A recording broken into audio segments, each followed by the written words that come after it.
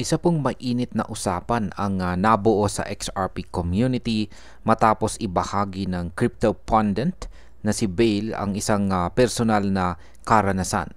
Noong mababa pa ang presyo ng XRP sa 0.3, nagpahiram po siya ng 1,000 XRP sa kanyang kaibigan.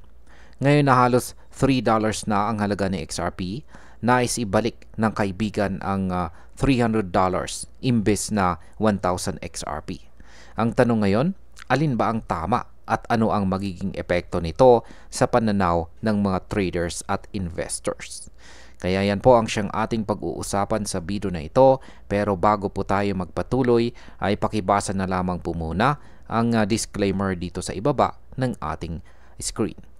Yan, ano nga ba ang sitwasyon sa utang ng 1,000 XRP? Yan po yung actual na post dito ni Ginoong Bale. Sabi niya, I loaned a friend 1,000 XRP when XRP was at 0.3. And today he said, send me your wallet. I got your $300 for you. I'm like, bruh, 1,000 XRP is equal to 1,000 XRP. Am I wrong? Ayan.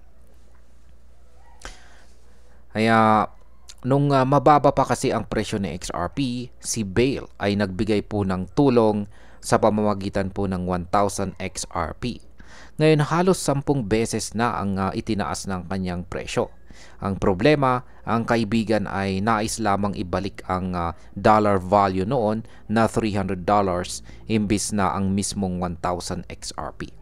Ang ganito pong sitwasyon ay nagiging komplikado dahil iba na po ang tingin ng bawat panig. Para kay Ginong Bale, kung XRP po ang inutang, dapat syempre XRP rin ang ibalik.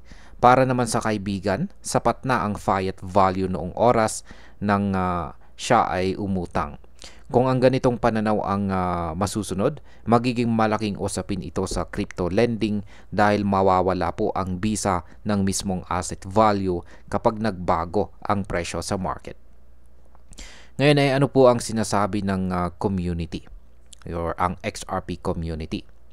Karamihan po sa community ay sumang-ayon kay Ginoong Bale. Para sa kanila, malinaw na kung 1,000 XRP ang inutang, dapat syempre 1,000 XRP din ang ibalik. Kahit tumaas or bumaba man ang presyo, hindi dapat magbago ang dami ng tokens na ipapasa uli. May mga nagsabi rin na kung pera ang hiniram, pera ang dapat ibalik. At kung token ang hiniram, token ang dapat ibalik. Ang ganitong pananaw ay nakabatay po sa prinsipyo ng trust at saka fairness.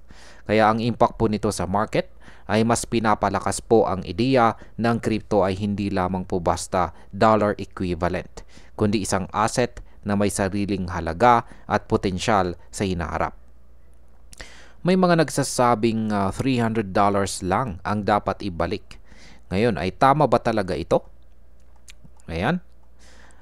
May ilang namang nagtatanggol sa kaibigan po ni Ginoong Bale. Sabi nila, pera ang kailangan, kaya dapat base sa fiat value ang pagbabalik.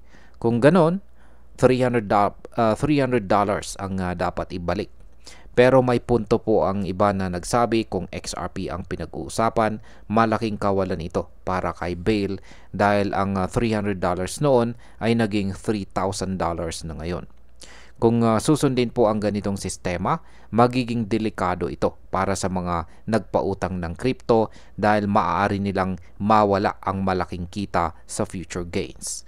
Kaya sinasabi po ng marami na dapat malinaw po ang kasunduan bago magpahiram ng crypto. Ayan. Bilang panghuli, ang opinion ko po tungkol dito ay tama po ang pananaw ng community na kung XRP ang hiniram, syempre dapat XRP rin ang ibalik. Dahil kung fiat value lang ang pagbabasihan, mawawala po ang tunay na halaga ng token bilang asset. Mahalaga rin itong leksyon para sa lahat ng mga crypto holders. Kung magpapahiram po ng token, dapat malinaw po ang terms para maiwasan ang ganitong conflict. Tandaan po natin, sa XRP ay maaring umabot pa sa mas mataas na presyo gaya po ng $10 or higit pa sa hinaharap. Kung ipapahiram ito ng walang malinaw na kondisyon, baka mawala ang malaking potential profit. Kaya sa huli, ang kasong ito ay hindi lang simpleng utang, kundi isang paalala kung gaano po kahalaga ang malinaw na usapan at pagrespeto sa tunay na value ng crypto assets. At ayun, hanggang dito na lamang po tayo sa video na ito mga ka-crypto. Marami pong salamat sa panonood. Ingat po tayo lagi at God bless po sa ating lahat.